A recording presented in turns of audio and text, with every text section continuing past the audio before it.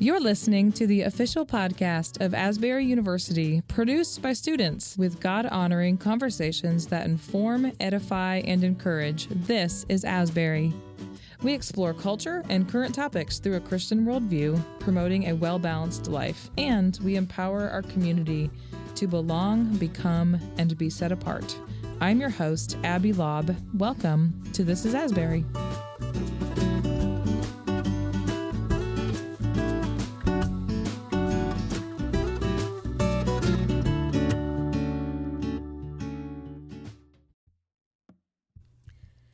Greetings. I am Reverend Dr. Esther Jadhav, and I serve at Asbury University as the Associate Vice President for Intercultural Affairs and Spiritual Development. It's my honor today to be with Dr. John Inazu in our studio. Dr. Inazu has been our Embrace Conference speaker, and for those of you who may have tuned into chapel, you got to hear Dr. Inazu's message. And if you haven't done so, I would encourage you to tune into chapel and check out the message that Dr. Inazu presented to our community this morning.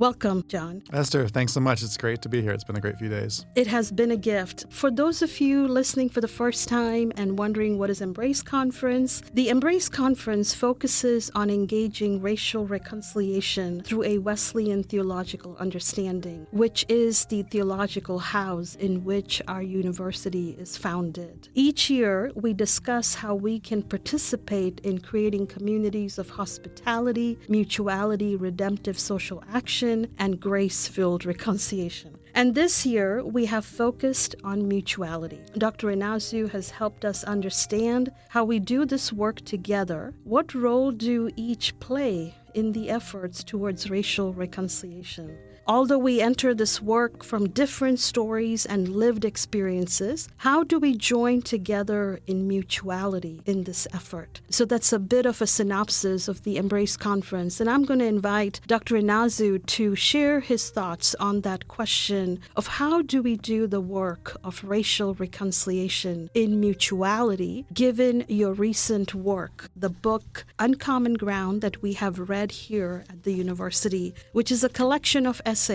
So you all worked in mutuality, so could you share from that experience with us? Thanks for having me here, Esther. It's a privilege to be part of this conference, especially knowing that my friend and collaborator, Bishop Claude Alexander, preceded me here the last time, and in many ways, his life's message and work is very much on point with what I try to do in much of my work. This theme of mutuality, especially as it relates to racial reconciliation, I think begins with the recognition that who is in the room is going to help determine which questions get asked, even how we frame the approach to these issues. And so when we think of a book like Uncommon Ground, it was not by accident that we worked hard to find a diverse group of authors, racially diverse men and women, all who are committed to the gospel and committed to living differently, but also who represent different perspectives or different touch points as they pursue reconciliation and mutuality. And I think we have so many resources, right, in the gospel itself of how to do this well, that we recognize many different parts of the body, that we recognize our posture as Christians has to be one of an us rather than a me, that we act in communities of witness, and that is the beginning of a move toward reconciliation. We can't reconcile with the world if we're not first reconciled with ourselves as a church, as Christian institutions, as Christian people. So how do we practice the work of forgiveness and patience and mutual trust with one another before we go out there and try to engage across really hard differences in the world, whether racial or otherwise? Thank you, John. That is so good. And you have caused me to think about your previous work, Confident Pluralism. And I want to bring both of Confident Pluralism and Uncommon Ground together and ask, so what does it take to become reconcilers for those of us that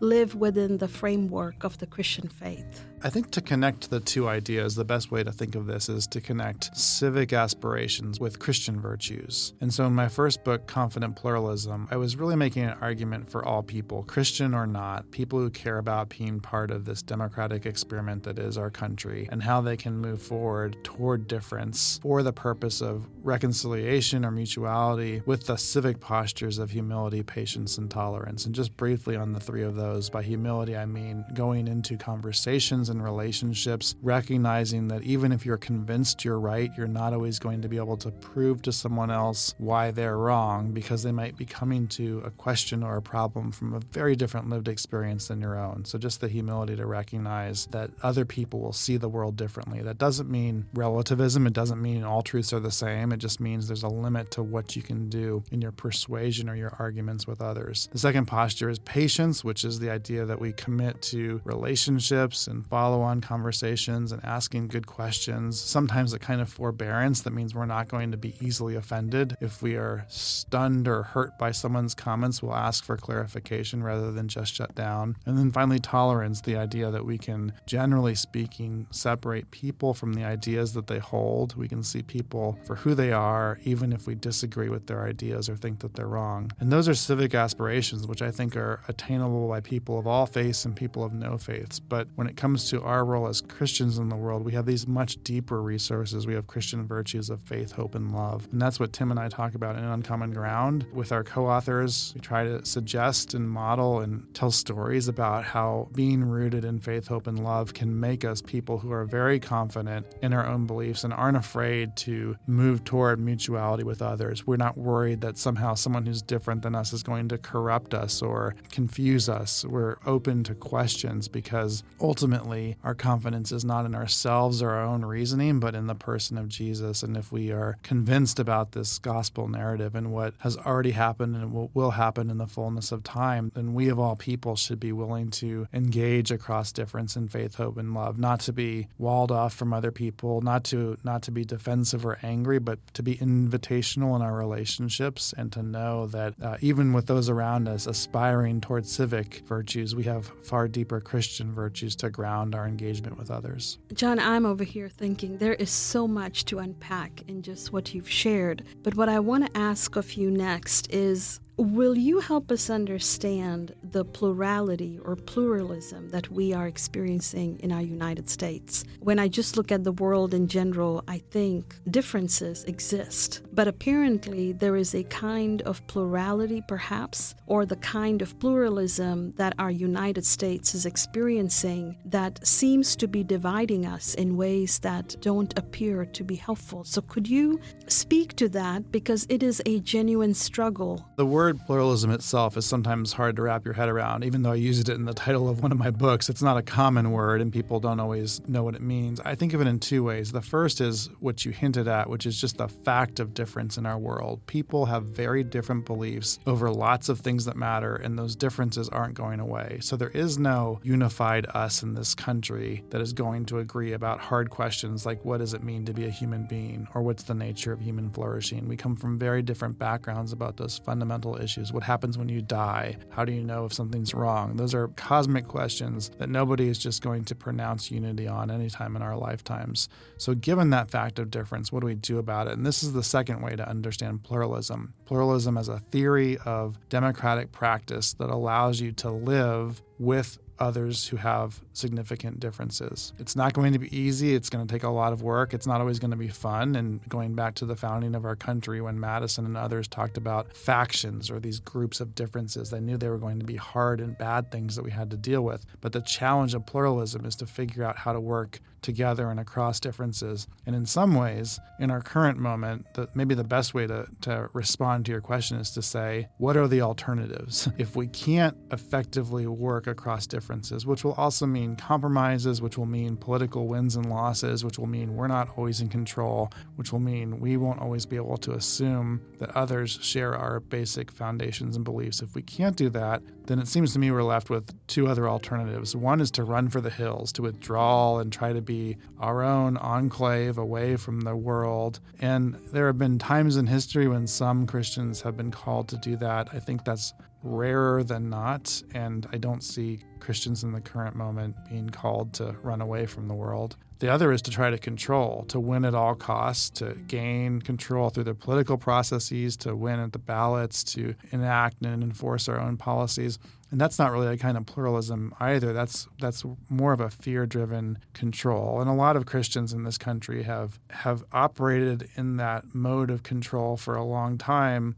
in part because they could establish control successfully. And as political winds shift and as sometimes that gets more complicated, the question becomes whether you double down on the control narrative or whether you push toward a kind of pluralism that works toward this messier, harder mutuality, but in the end of the day, a kind of mutual coexistence that is probably more respectful of other people, and I think quite ably allows the gospel to go forward into strange and unknown cultures. And we have lots of evidence from the biblical record and the history of Christianity that shows exactly that happening when Christians have been part of cultures that are very confused and very messy and very non-Christian. The witness of the people of God still remains. So, John, you use this word messy, and none of us like messy. So could you give us one compelling reason or invitation as to why we should want to desire or want to be a part of the messy? In the example of Jesus, we have the perfect Son of God entering into a lot of mess through his humanity. So that model alone suggests that architect of our own faith has modeled for us moving from not messy to messy, and what that means. To be messy is to be human, I think, or to be human is to be messy, that when we encounter other human beings, they're not perfect images and statement issuing bots of artificial intelligence that never get anything wrong and never offend us. They're people who we work, live, and play with, who hurt our feelings and can be selfish and can be tired and can say the wrong things. And that's the messiness of all of life, whether it's people who are different than us or our close friends and family. And I think the increasing temptation with all of our many online and other outlets is to live into an alternate reality that avoids the mess. We've always had these possibilities to some degree. People would say you could escape from reality into a good book or into a good movie. And there's nothing inherently wrong with that in a very limited sense. But when the book or a movie becomes your entire way of life, when you're engaging, say, purely online because you want to avoid the mess and the hurt and the suffering, that will form you over time into the kind of person who is unable to engage effectively or compassionately across differences with any human beings whatsoever. And so the challenge is to practice being part of the mess of actual human relationships. And that means being exposed to hurt and selfishness and failure. And that's what Jesus did for us. John, that is excellent. And again, much of what you're saying, if not all of it, is causing me to think about how do we reach into the depth of our faith? Because it doesn't seem like we have really exegeted or brought to light some of these learnings that actually equip and empower folks of Christian faith to engage with the messy. Why is it that we have fallen short in our interpretations that don't allow us to really reach across the divides that we find ourselves in? Part of it has to be that for many American Christians, we have been part of a kind of majority culture for a lot of years. And when you're part of a majority culture, you don't have to work at understanding some of the confusion and incoherence and difference because you can assume your own baselines. You have a language and you have a set of norms that other people have to learn and other people have to work at understanding. And when you lose that baseline, when suddenly you're not in control, you're much more aware of the mess, but then you also have to work harder to translate through the mess and to message across that. And the good news here is we have lots of examples from Scripture and from other parts of the world and different expressions of Christianity within the United States that have not been part of the majority culture, who are able to help us along the way, who are guideposts to translating across the mess, who have the kind of wisdom and tools to say, when you're not in control, when people aren't going to assume your baseline norms, here's the way that you can engage in that joyfully and faithfully and patiently, as opposed to fearfully and anxiously. And I think we've got plenty of examples to help us if we're willing to listen to them. John, in your work with Reverend Keller in Uncommon Ground, you elevate these three principles or these three virtues that I have heard over these last 2 days during the Embrace Conference. The posture or the virtue of humility, patience, and tolerance. You touched on this a bit at length in your chapel message, but for our listeners on the podcast, could you share just briefly what these virtues are and what they're not? we mentioned a little bit earlier sort of the content of them, what it means to be humble and patient and tolerant. And to say what they're not, you can almost just think about the opposite characteristics. What's the opposite of humility? Well, it's a kind of pride or a certainty of knowing everything. The opposite of patience being impatience. The opposite of tolerance is a kind of intolerance or indifference that says I don't have to actually try to approach or understand you as a human being. And the thing about both of these, both the positive and the negative versions of these, is that you have to practice them over time to embody them. You can't read a book and become a patient person. You can't hear a lecture or a talk and become humble. So what does it mean in our daily lives to work hard at being humble rather than prideful, patient and not impatient, and tolerant rather than intolerant? And that means being with other people, taking the time to learn from them and about ourselves, and to put these aspirations into practice. And over time, when you do that long enough with a group of people, especially in a common frame or endeavor, then those aspirations can develop into virtues. And we need people with deeply held virtues when times get hard, because it's one thing to talk abstractly about being humble, patient, and tolerant, or to exuding faith, hope, and love. But as we all know, when it comes to actual relationships or tense moments or policy disagreements or political elections, it's a lot harder to embody those. And if we haven't practiced them in ordinary moments, we're not going to do well in extraordinary or more complicated times. John, yesterday during one of our sessions, you elevated the significance of one of the rights that we have in our country, the right to assemble.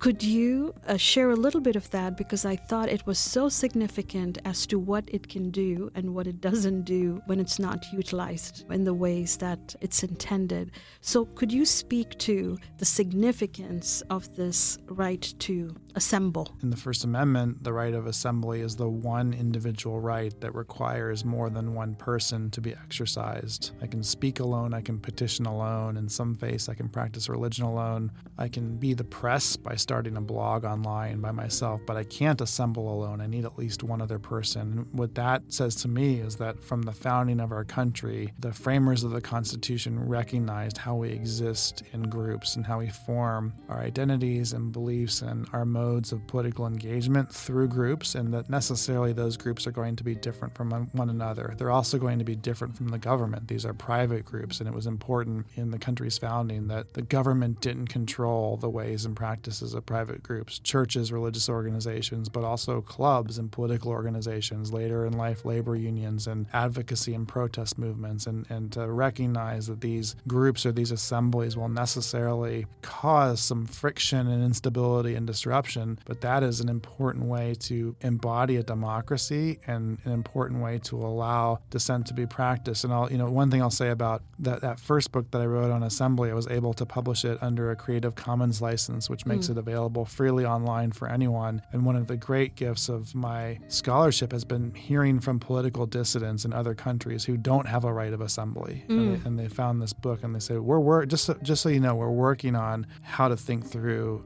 an assembly right here, because we recognize how important it is to a future country that allows civil liberties and allows more democratic practices. And so I think we see both in our own experience and also by contrast with others how fundamentally important it is to allow groups to exist together and to express their disagreement with each other and with the government. Thank you for being an encouragement for people around the world. So they are looking into your work, and what you have proposed can be a modality of significance to encourage their own countries and regions. John, you've got a new book coming up. Would you be willing to share about that book as much as you can at this point, but especially from the lens of what inspired the title of the book and what would you want readers and listeners to take away? Sure, thanks. So this book called Learning to Disagree comes out in April of 2024. And the real impetus in the book was to think as to whether there were ways to equip readers who are nervous about the Thanksgiving dinner conversation or who are going to go to the workplace around election season or in their neighborhoods and not know how to or not want to engage across these hard differences that are affecting so many of our lives. And my intuition in writing this book was that there were parts of my own life, some from my teaching law and also some from just navigating the experiences of life, whether it's going to traffic court or other kinds of extra classroom activities that I've engaged in, where thinking and reflecting on relationships across difference or how